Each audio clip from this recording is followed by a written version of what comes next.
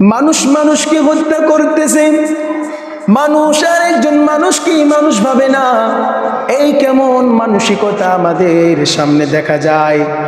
মানুষকে হত্যা করলো। আল্লাহ রাব্বুল আলামিন সূরা মাইদার মধ্যে বললেন, ওয়ামা ক্বাতালা নাফসান বিগাইরি নাফসিন আও ফাসাদিন ফিল আরদি ফাকান্নামা ক্বাতালান নাস জামিয়া। আল্লাহু আকবার। আল্লাহ রাব্বুল আলামিন বললেন, যে ব্যক্তি একজন নির্দোষ মানুষকে হত্যা করলো, সে যেন পুরা জাতিকে হত্যা করে দিল। নাউজুবিল্লাহ। একজন মানুষকে হত্যা করলে সে যেন পুরা জাতিকে হত্যা করলো। এই হত্যা করা নিকৃষ্টতম কাজ। আমরা এই হত্যা করা থেকে বাঁচবো এবং জুলুম করা থেকে বাঁচবো। আল্লাহ সকলকে হেদায়েত দান করুক, বলেন আমিন। সোহাগ ভাইয়ের অত্যাচারীদের কঠিন শাস্তি চাই। আমরা ভারত থেকে প্রতিবাদ জানাই, কথা কোন ঠিক কিনা?